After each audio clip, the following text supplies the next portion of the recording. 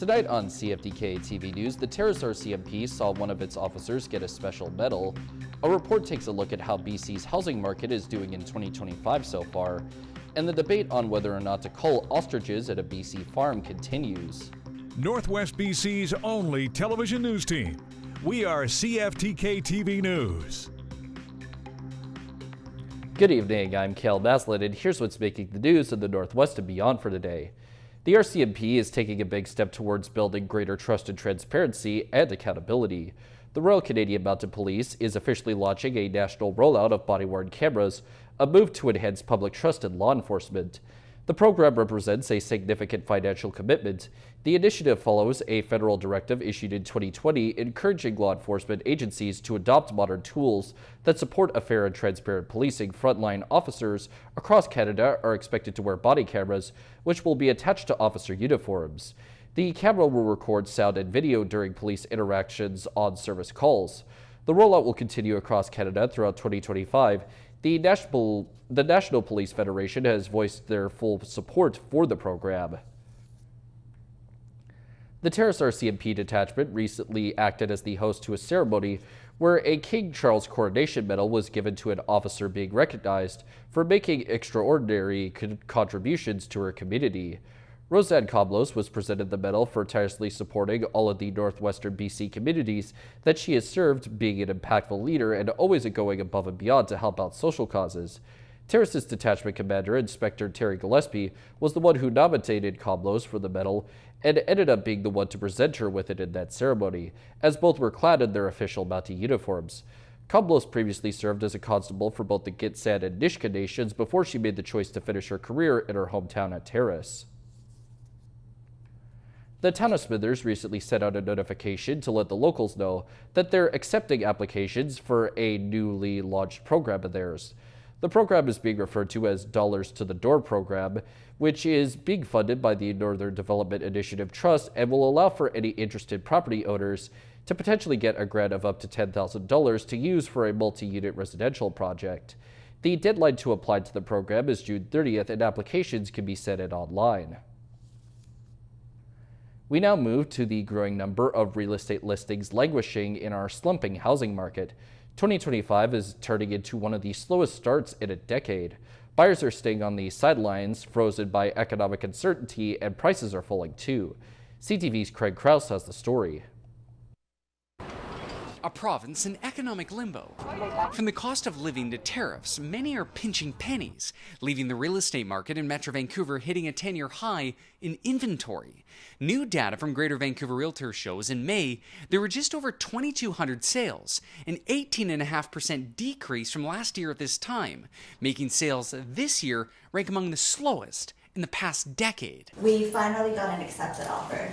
After 60 days on the market, Vancouver realtor Nancy Cheese says, although challenging in recent months, the market is picking up. In the last couple of months, it was very, very slow, but we're starting to see buyers actually come out in the last couple of weeks.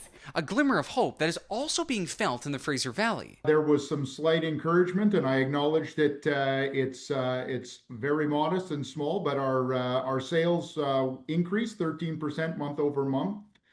From April. Although Jacobson says the region is still down 22% year over year and 36% of its 10-year average. We will take what we can get, Craig, at this point, and it was a good sign. But will this continue? UBC housing expert Tom Davidoff says there's a few factors at play. The market has been facing headwinds of a lot of condo completions, a slowdown in immigration, and higher interest rates. And if the Bank of Canada does decrease interest rates on Wednesday, what does this mean for the market? I don't think it's going to happen, but if it did happen, I think the outlook is a little bit less negative. I don't think we start to see price increases necessarily, but the rate of decline would slow down. Welcome in. So this is a 2-bedroom unit that is coming on the market. As for Chi, she is hoping the recent momentum continues into the summer, as the future remains uncertain. Craig Crow, CTV News, Vancouver.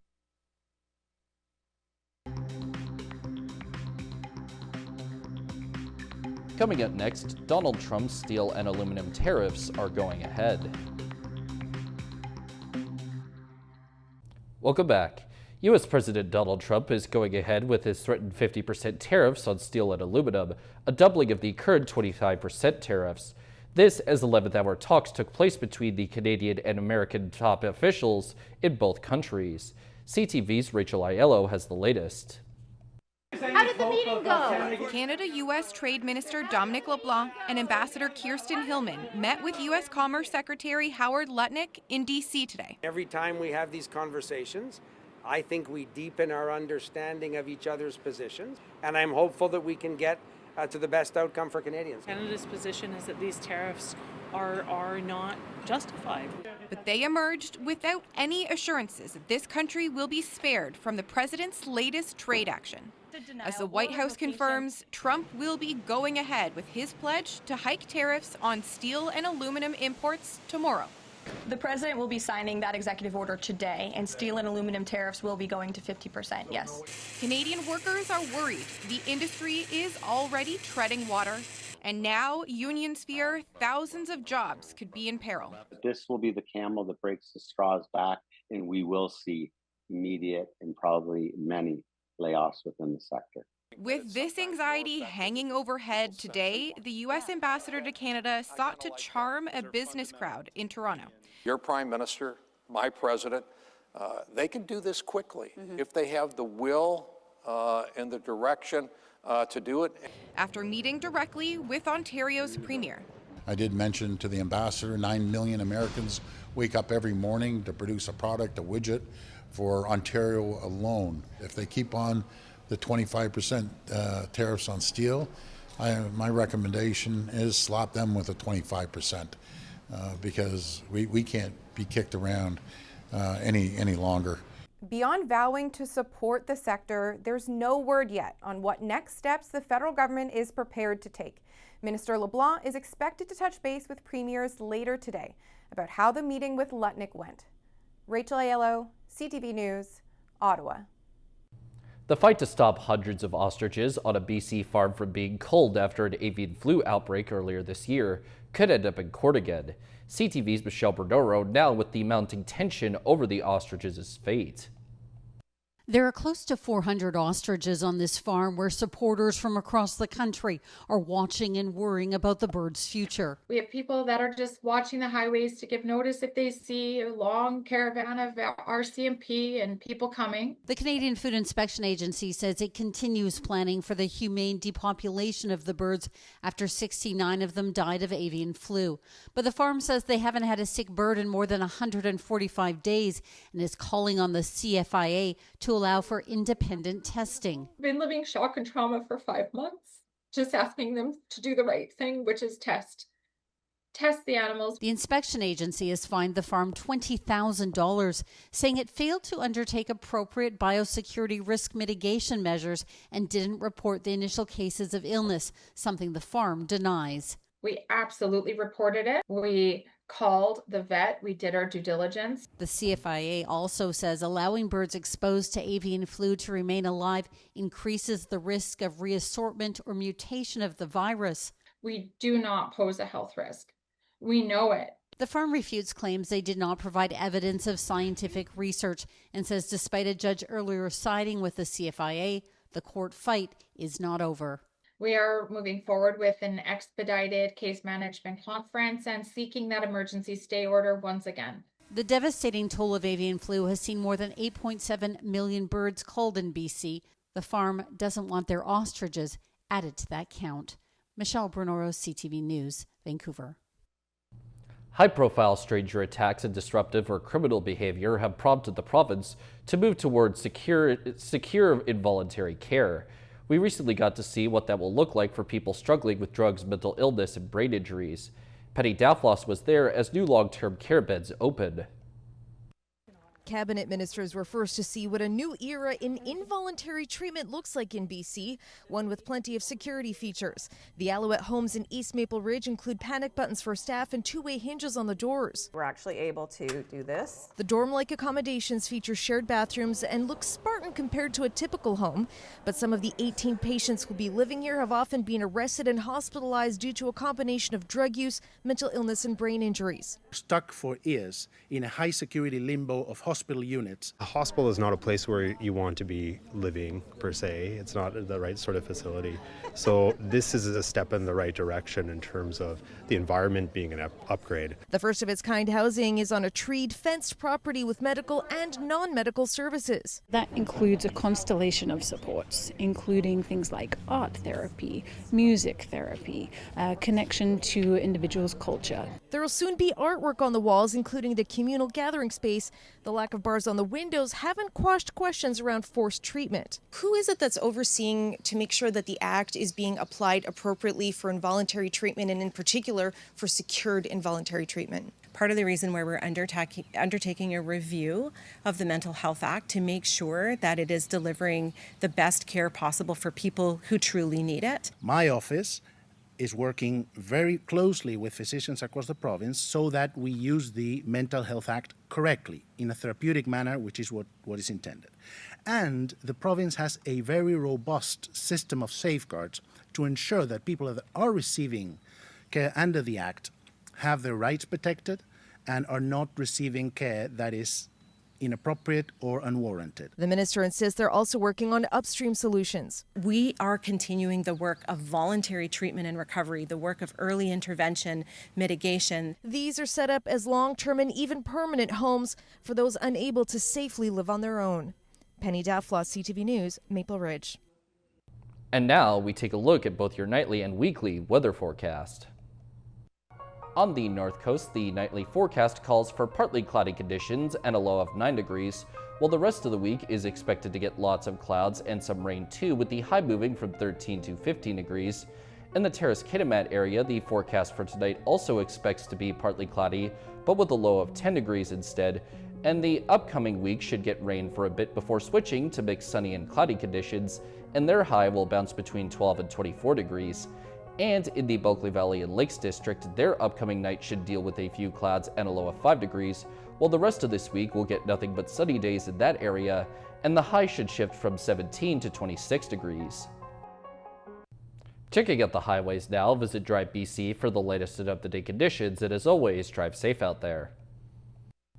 Highway 16 has construction work, bridge maintenance, mowing, utility work, road sweeping, a pair of special events planned, and ditching. Highway 35 has electrical maintenance and shoulder maintenance. Highway 118 has roadside brushing. Highway 37 has bridge construction, frost heaves, and road construction work.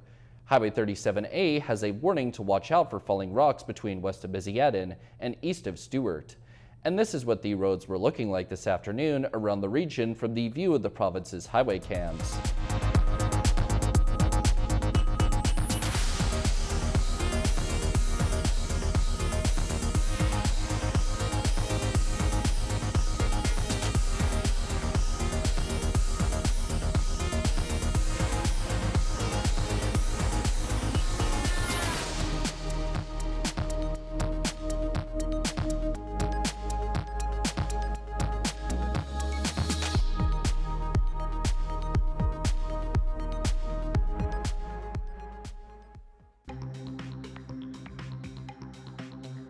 Still to come is a look at the ambitious arena-related plan of Surrey's mayor.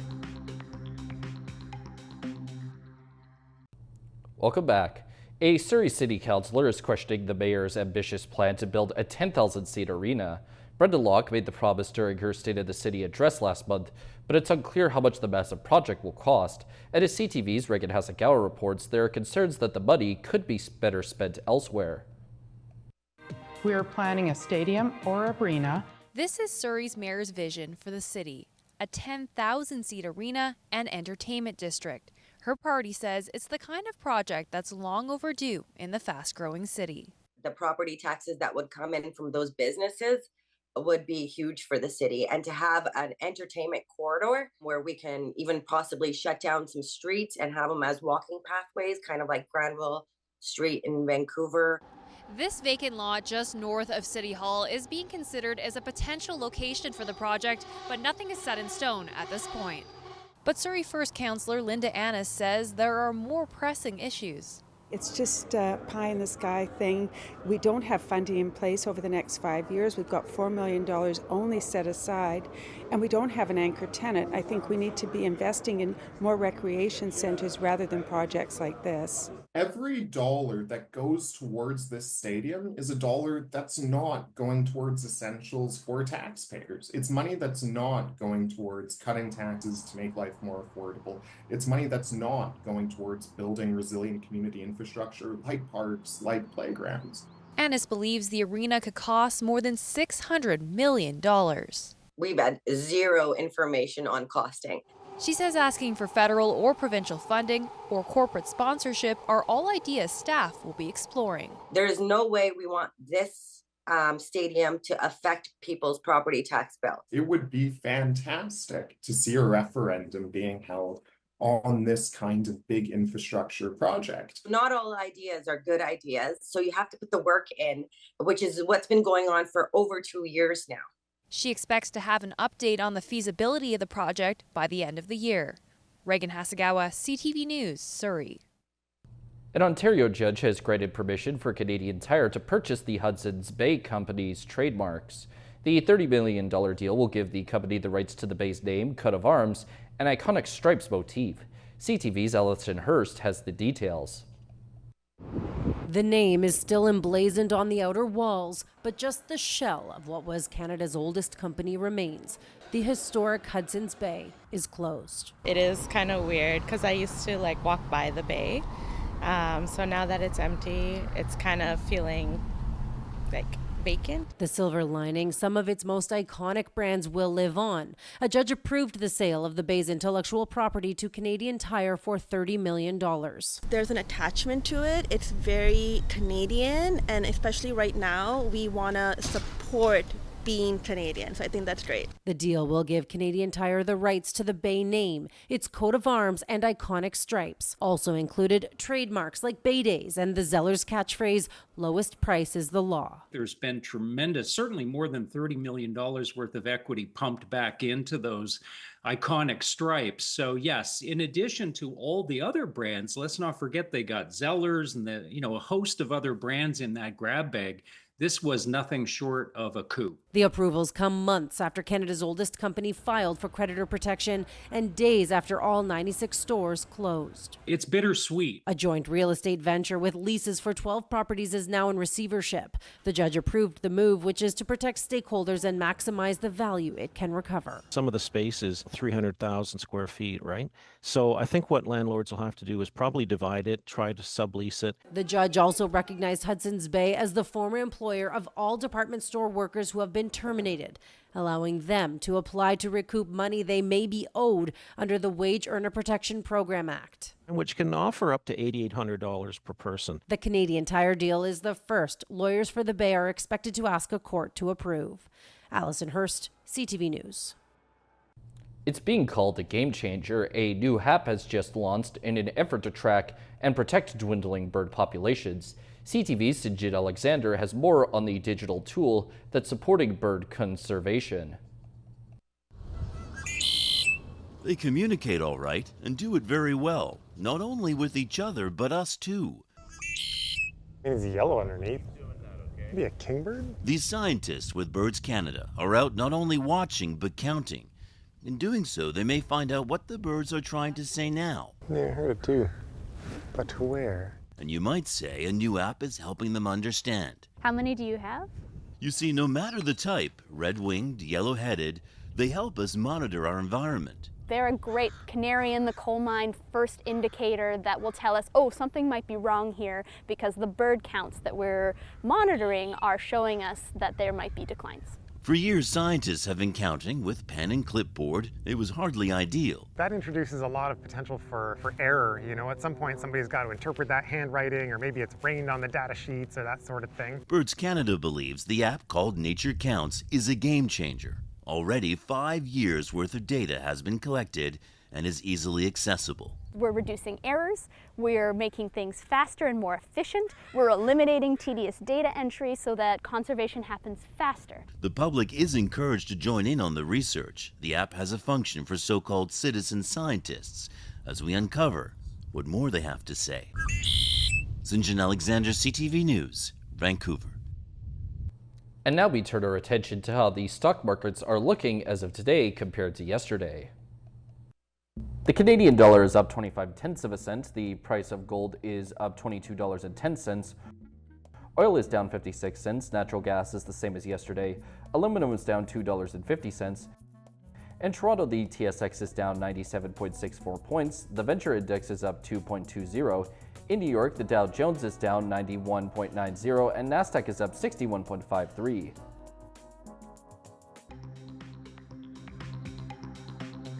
Still ahead, some of the issues with setting up on GoFundMe are being outlined. Welcome back. GoFundMe pages are often set up to raise money to support people facing challenging times, but a grieving family is outlining the issues they faced when someone set up a page for them. CTV's Raheem Ladani has the details.